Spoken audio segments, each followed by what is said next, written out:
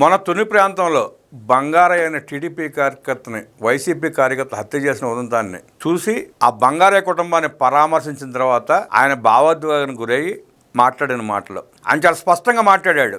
ఏ నాయకుడైనా తన కార్యకర్తలు ఆ రకంగా మరణిస్తూ ఉంటే, వైఎస్ఆర్ కాంగ్రెస్ పార్టీ లాంటి దుర్మార్గమైన పార్టీ చేతిలో మరణిస్తూ ఉంటే అలా మాట్లాడటం సహజం. 1000% చింతకాల విజయ్ గారు మాట్లాడిన మాటలు కరెక్ట్. అలానే మాట్లాడాలి. రాజకీయ నాయకుడు ఎవడైనా తన పార్టీ కార్యకర్తలను కాపాడుకోవాల్సిందే. తన కార్యకర్తకు అన్యాయం జరిగినప్పుడు వారికి అండగా నిలబడాల్సిందే.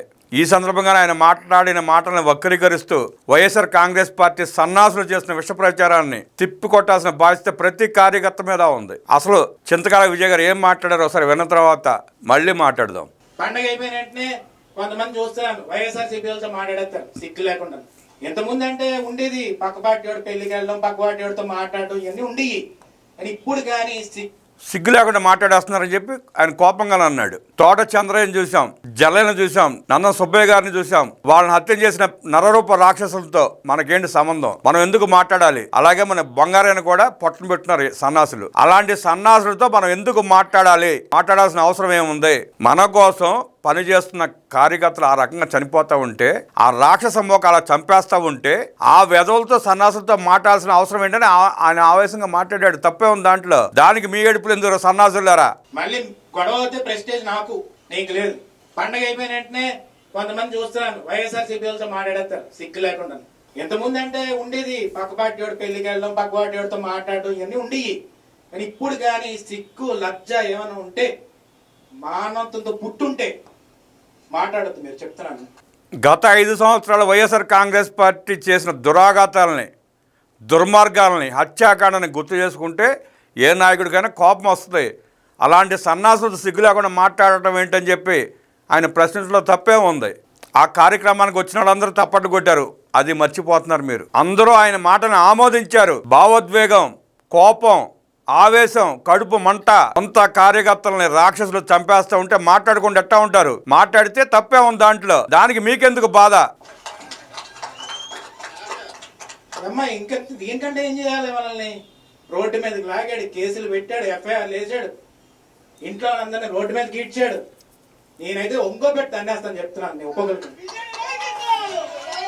నేను ఒకటే చెప్తుంది ఏంటంటే, నిజంగా మగతనంతో రాజకీయం చేయాలబ్బా.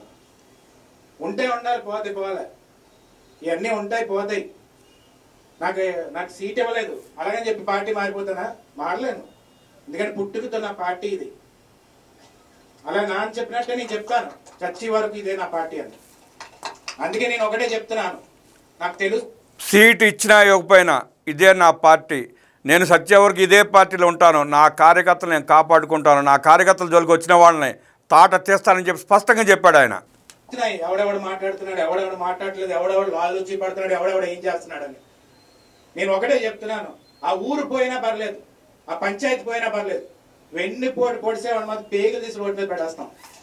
మళ్ళీ చెప్తున్నాను, నాకు అది రక్త సంబంధమైన పర్లేదు. ఒక నాయకుడిగా సమావేశంలో ఏం చెప్పాలో స్పష్టంగా కరెక్ట్గా చెప్పాడు విజయ్ గారు. పోతే 4 పంచాయతీలు పోతాయి, లేదా 2 ఎంపీటీసీలు పోతాయి, లేదా ఒక ఎమ్మెల్యే స్థానం పోద్ది. దానికోసం సన్నాసులతో, వెధవులతో మనం మాట్లాడాల్సిన అవసరం లేదు, పరిచయాలు చేసుకోవాల్సిన అవసరం లేదు అంటే తెగేసి చెప్పాడు ఆయన. దమ్మున్న నాయకుడు, నిజాయితీ గల నాయకుడు, పార్టీ అంటే అంకిత భావం గల నాయకుడు. ఎవరైనా అలాగే మాట్లాడతారు, అలాగే చెప్తారు. 4 ఓట్ల కోసం కక్కుతు పడితే, మన కార్యకర్తల ప్రాణాలు తీసిన రాక్షసులతో మనం సంబంధాలు పెట్టుకుంటే మనం అన్నం తింటున్నామా, గడ్డి తింటున్నామని సూటిగా ప్రశ్నించాడు ఆయన. ఏదైనా పర్లేదు, వెన్నుపోటు పొడిస్తే జీవితంలో క్షమించేదే లేదు. నేను మళ్ళీ చెప్తున్నాను, రాజకీయం పోతే పోతుంది, ఒకసారి ఓడిపోతే పోతాం. మళ్ళీ చెప్తాను, నేను 6 ఏళ్ళ నుంచి చెప్తున్నాను, ఎవరు నమ్మట్లేదు. ఇప్పుడు చెప్తున్నాను, మళ్ళీ చెప్తున్నాను, పంచాయతీ ఎలక్షన్స్ వచ్చేస్తేనే బాగోదేమో మాట్లాడేద్దాం. నాకు అర్థం కావట్లేదు, ఏంటా రాజకీయం అసలు? చీర కట్టుకుని ఇంట్లో కూర్చోకుండా వచ్చి నేను సందర్భానుసారంగా మగాడిలా రాజకీయం చేయండి, లేదంటే చేత కాకపోతే చీరకట్టును ఇంట్లో కూర్చోండి అన్నాడు ఆయన. దాన్ని కూడా చిలువలు పలవలు చేసి రెచ్చగొట్టే ప్రయత్నం చేస్తున్నారు సన్నాసులు, వేదవలో. చీరకట్టును ఇంట్లో కూర్చొని నేను ఎందుకు అన్నాడు ఆయన? శ్రీమూర్తులు సాత్వికంగా ఉంటారు, గొడవలకు ఇష్టపడరు, అల్లర్లు చేయరు, దుర్భాషలు ఆడరు. హత్యలు హత్యా రాజకీయాలంటే అసలు గిట్టదు వాళ్ళకి. దరికి కూడా చేరనివ్వరు. ఆ మాట వినడానికి కూడా ఇష్టపడరు. అంత సాత్వికంగా ఉంటారు ఆడపడుచులు.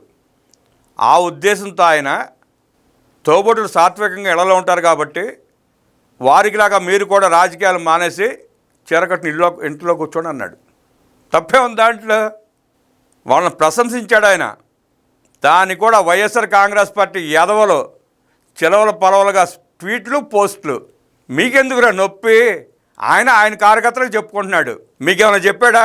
మీరు రాక్షసులాగా మా టీడీపీ కార్యకర్తలను చంపేస్తూ ఉంటే అలాంటి మీ సన్నాసులతో, మీ దుర్మార్గులతో, మీ రౌడీలతో స్నేహం వద్దు, మాటలు వద్దు, మనకు 4 సీట్లు పోయినా పర్వాలేదు, ఆ ఎదవలతో మాత్రం కలవద్దని స్పష్టంగా చెప్తున్నాడు ఆయన. దానికి మీ గడిపేందుకు అంటే చెప్తుంది ఏంటంటే ఆ రోజు ఓడిపోవడం సహజం కదా. నాయకుడు అనేది ఒకసారి ఓడిపోతాడు, ఒకసారి గెలుస్తాడు. కానీ ఆత్మాభిమానం తాకట్టు పెట్టుకున్నప్పుడు నీ ఇంట్రోస్పెక్షన్ అంటారు ఇంగ్లీష్లో. అంటే నిన్ను ఒకసారి రూమ్ అది లాకేసేసుకొని బెడ్ మీద కూర్చొని కళ్ళు మూసుకొని నేను ఏం చేస్తున్నాను రా, దరిద్రం పని చేస్తున్నానా, మంచి పని చేస్తున్నానా అని నువ్వు ఆత్మవిమర్శ చేసుకోవాలి అంటారు పెద్దలు. కాబట్టి నేను ఒకటే చెప్పాను. మొన్న కూడా మన పార్టీ మీద గౌరవంతో చాలా మంది వచ్చారు. నేను ఆ రోజు కూడా మైక్తో ఏం చెప్పానండి, మన పార్టీని ఒక విమర్శ లేదు. ఎప్పుడు అయ్యని పోతే వెన్నుపోటు పడాలని చూడలేదు వాళ్ళు. అందుకే నేను తీసుకుంటున్నాను. అదే కానీ వెన్నుపోటు పొడిచినోడైతే ఆడి 1000 ఓట్లని 10,000 ఓట్లని బయటికి ఇసిరి. ఎందుకంటే అది కరెక్ట్ కాదు. చాలా స్పష్టంగా చెప్పాడు విజయ్ గారు. వాళ్ళు ఏ పార్టీలో ఉన్నా పార్టీని విమర్శించకుండా, నాయకులను విమర్శించకుండా పార్టీలకు వస్తే సగౌరవంగా ఆహ్వానిద్దాం, వాళ్ళని పార్టీలో జరిపించుకుందాం. పార్టీని విమర్శించేవాడు, నాయకులను విమర్శించేవాడు, మన అధ్యక్షుని విమర్శించేవాడు, ఆడు ఎవడైనా కానీ, ఆడు ఎంత తోపైనా కానివ్వండి, ఆడికి 10,000 ఓట్లు ఉన్నా అలాంటి ఎదవలు మనకు అవసరం లేదు, మనం చేర్చుకోవద్దని చాలా స్పష్టంగా చెప్పాడు ఆయన. అలా చెప్పబట్టే మమ్మల్ని ఎదవలను తిడతావా, మేము సన్నాసులమా, మేము దుర్మార్గులు అంటావా, మమ్మల్ని మేము హత్యలు చేస్తే మాత్రం మమ్మల్ని విమర్శిస్తావా అంటూ ఆయన మీద అవాకులు చవాకులు నిన్నంతా. అంటే కొంతమంది నన్ను అంటారు అని మరీ రాజకీయాన్ని ఎమోషన్గా తీసేసుకుంటున్నాను. ఇప్పుడే చెప్పాను నారా లోకేష్ గారి గురించి. ఆయన ఎమోషన్గా తీసుకుంటున్నాడు, నేను ఎమోషన్గానే తీసుకుంటాను. మళ్ళీ గొడవ అయితే ప్రెస్టేజ్ నాకు, నీకు లేదు. మళ్ళీ గొడవ అయితే దిక్కు లేకుండా ఎక్కువ లజ్జ ఏమైనా ఉంటే ఇంకెంత దీనికంటే ఏం చేయాలి ఒక్కొక్కరికి. మళ్ళీ గొడవ అయితే ప్రెస్టేజ్ నాకు, నీకు లేదు. అదే కానీ వెన్నుపోటు పొడిచినోడైతే ఆడి 1000 ఓట్లని 10,000 ఓట్లని బయటికి ఇసిరి. ఎందుకంటే అది కరెక్ట్ కాదు. అంటే కొంతమంది నన్ను అంటారు అని మరీ రాజకీయాన్ని ఎమోషన్గా తీసేసుకుంటున్నాను. ఇప్పుడే చెప్పాను నారా లోకేష్ గారి గురించి. ఆయన ఎమోషన్గా తీసుకుంటున్నాడు. రాజకీయాన్ని ఎమోషన్గా తీసుకోవడంలో తప్పేం లేదు. ఆ ఎమోషన్ లేకపోతే కార్యకర్తల మధ్య, నాయకుల మధ్య బాండింగ్ ఉండదు. దాన్ని దృష్టిలో పెట్టుకుని నారా లోకేష్ గారు కార్యకర్తలతో మమేకం అవుతూ ఎమోషన్గానే ఫీల్ అయ్యి వాళ్ళకి ఏ కష్టం వచ్చినా వాళ్ళని ఆదుకుంటూ పార్టీని ముందుకు నడిపిస్తున్న తీరు మనం గమనిస్తూనే ఉన్నాం. అదే పందాలో నేను కూడా నడుస్తున్నాను. నాకు ఎమోషన్ ఉంది, పార్టీతో మంచి బాండింగ్ ఉంది. నా కార్యకర్తలను ఎవరిని ఇబ్బంది పెడితే నేను చూస్తూ ఊరికెళ్ళి నేను ఇలాగ మాట్లాడతానని చాలా స్పష్టంగా మాట్లాడాడు ఆయన. దానికి యదవలు, సన్నాసులు, మేధావుల ముసుగులో ఉన్న జర్నలిస్టులు, కిరాయి జర్నలిస్టులు, పేటీఎం గాళ్ళు చిలువ పొలవలు చేసి ఆయన మాట్లాడింది ఒకటైతే దానికి కుల రంగు పులిమి కూటమి మధ్యలో చిచ్చు పెట్టే రకంగా వాళ్ళు వ్యవహరిస్తున్న తీరు చాలా అసహ్యంగా ఉంది. ఇక్కడ కొన్ని ట్వీట్లు చూస్తే ఎలా ఆ ఉండవల్లి కేంద్ర కార్యాలయం నుంచి వాళ్ళకి సరఫరా అవుతాయో స్పష్టంగా తెలిసిపోతుంది. ఒకటే ట్వీటు అందరిచేత వేపించి ఏదో సాధిద్దామనుకుంటున్నారు.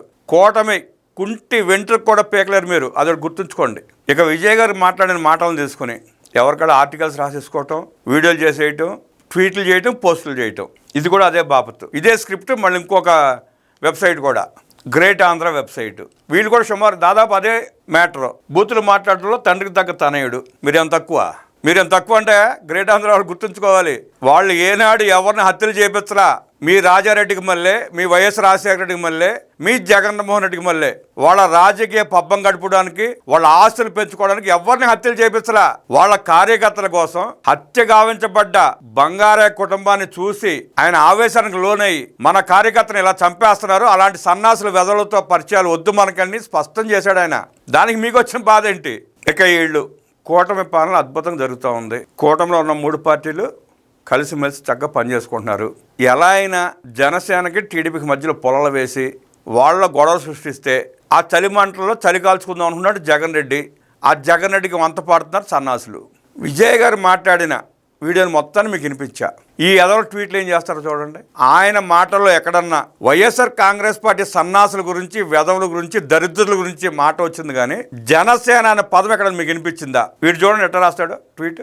ఓడిపోతే ఓడిపోయాం కానీ జనసేన లాంటి దరిద్రపు గుట్టు పార్టీతో పొత్తు పెట్టుకోవాల్సిన అవసరం ఏముంది అంటూ తీవ్ర విమర్శలు చేసిన చిన్న చింతకాయ. అరే వెధవ, వీడు మనిషి అని అసలు మనిషి అయితే ఇలా రాస్తాడా? చింతకాల విజయ్ గారు మాట్లాడిన మాటల్లో ఆ వీడియోలో ఎక్కడన్నా జనసేన గురించి ప్రస్తావన వచ్చిందా? వీళ్ళకి అవసరంలా, ఏదో రాసి పడేయాలా.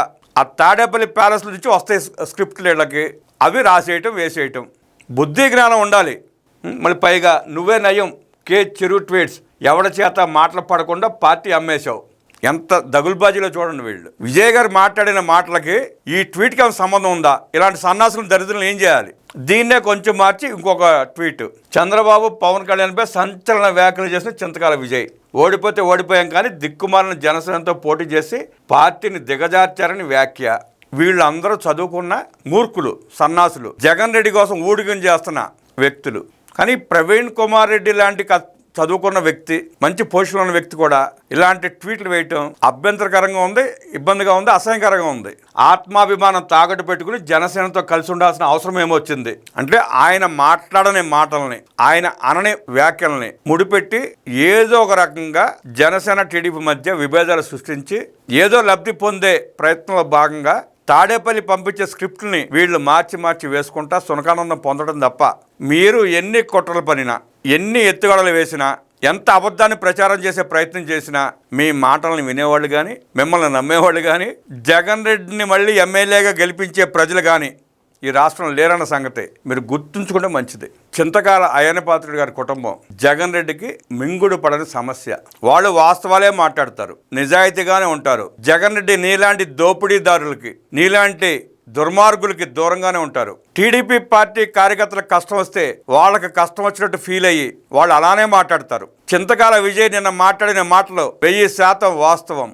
టీడీపీ కార్యకర్తలను పొట్టన పెట్టుకునే సన్నాసులతో పరిచయాలు వద్దు, మనకు అవసరం లేదు అంటూ ఏదైతే విజయ్ గారు వ్యాఖ్యానించారో దాన్ని యావత్ టీడీపీ కార్యకర్తలు సమర్థిస్తున్నారు. మీరేదో జనసేన టీడీపీకి మధ్య గొడవలు పెట్టే ప్రయత్నం చేస్తే బూమరాంగ్ అయి ఆ 2 పార్టీల కార్యకర్తలు కలిసి మిమ్మల్ని మెట్టితో కొడతారన్న సోయ మీకు ఉండాలి, ఆ జ్ఞానం మీకు ఉండాలి. పవన్ కళ్యాణ్ గారు చెప్పినట్టు కూటమి ఇంకో 15 సంవత్సరాల పాటు పాలన చేస్తుంది.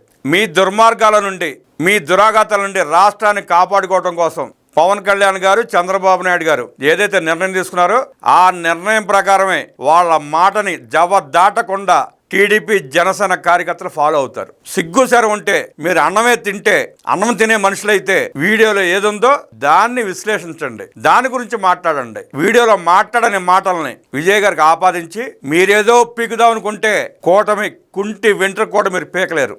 అదొకటి బాగా గుర్తుంచుకోండి.